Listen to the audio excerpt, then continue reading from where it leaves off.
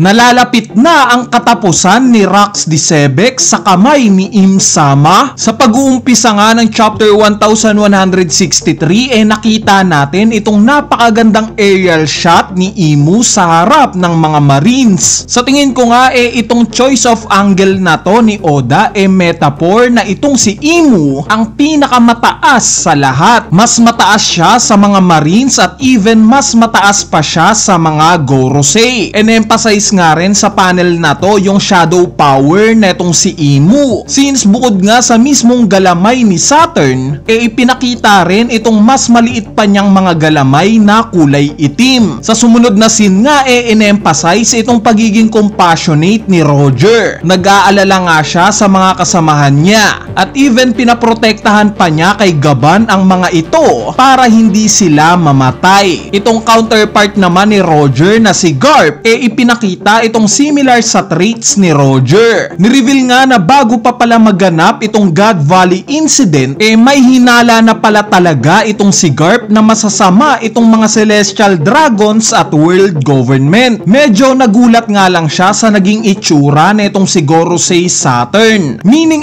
unang beses pa lang niyang nakita itong transformation na to. Sa part naman ng pagpigil ng mga Marines kay Garp dahil sa balak na itong upakan itong katawan ni Gorosei Saturn, ang naaalala ko ngang scene dito itong pagpigil rin ni Sengoku kay Garp during naman sa Marineford War. Bali dahil nga sa nagkaroon na tayo ng context na alam pala exactly ni Garp kung sino o ano itong aatakihin niya, dito nga tayo mas bibilib sa karakter niya. Dahil although technically kaalyansa niya itong si Gorosei Saturn, since miyembro nga ito ng world government at under siya neto wala siyang pake. As long as alam niyang threat itong si Saturn hindi na nga siya nagdalawang isip pa at inatake ito.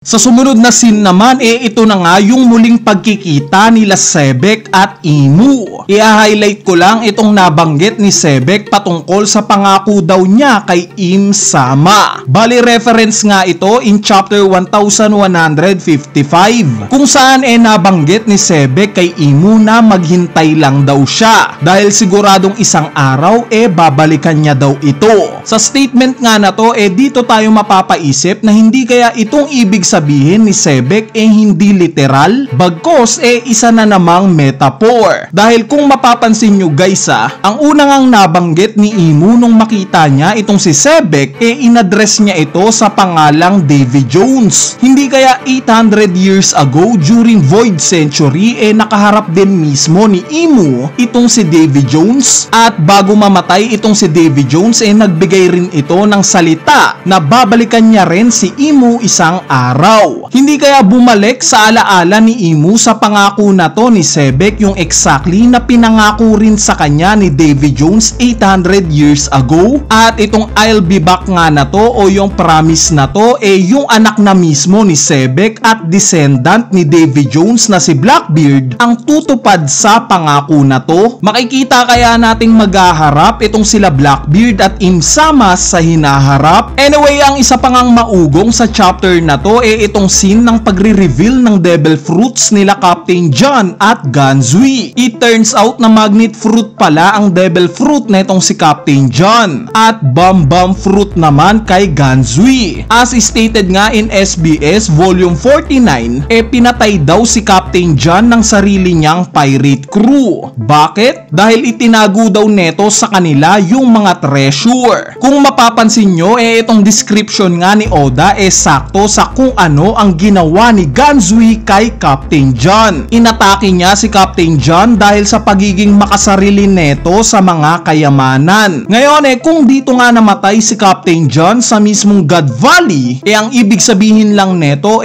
alam ni Gecko Moria kung nasaan na exactly ngayon itong isla ng God Valley. Dahil as we all know sa current timeline sinasabi ngang nawawala daw itong isla na to. Later on nga nakita nating nagtaka si si Shiki sa aksyong ginawa nitong si Ganzui. At nung marinig nga niya yung naging rason ni Ganzui, ang sama nga ng tingin sa kanya nitong si Shiki. Hindi kaya sa moment na to papatayin rin ni Shiki itong si Ganzui? Dahil kung oo magtutugma na nga ang lahat. Mag-a-align nga ito sa pagiging magkasama nila Captain John at Ganzui na naging zombie ni Gecko Moria. Meaning pareha silang nahanap ni Gecko Moria at ginawang zombie. Magtutugma nga rin ito sa kinikwento ni Sengoku na itong mga rock spirits daw constantly na nagpapatayan.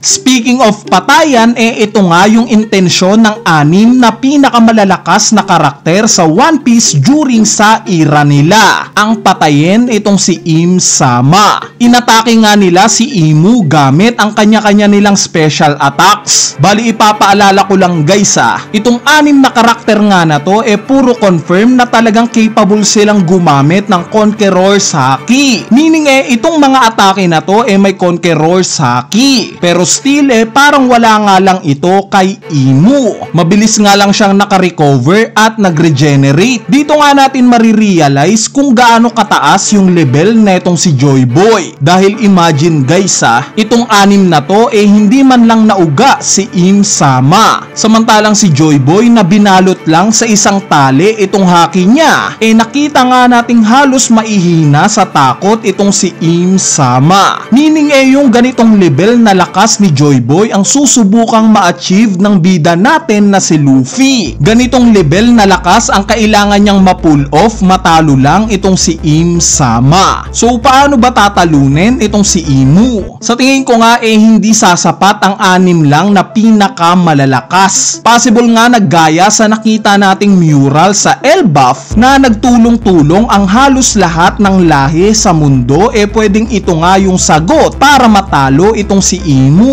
At para mangyari nga ito kinakailangan ni Luffy o ng makabagong Joy Boy na pagkaisahin ang lahat. Kailangan niyang subukang mapagkaisa ang lahat ng tao sa mundo para matalo itong world government at si Im Sama.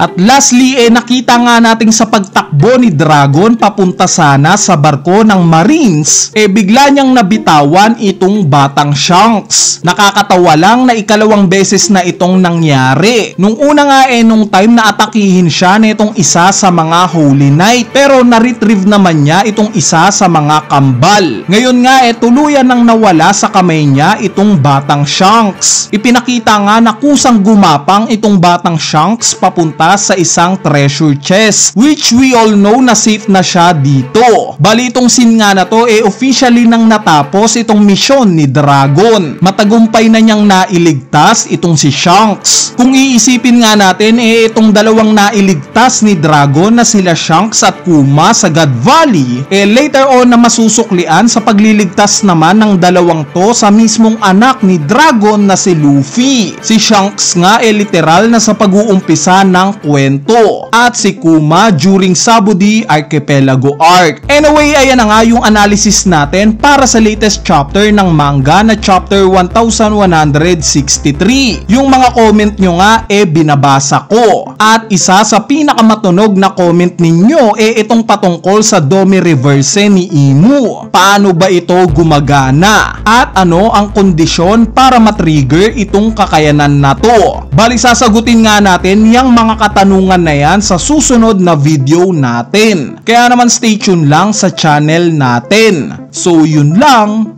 peace!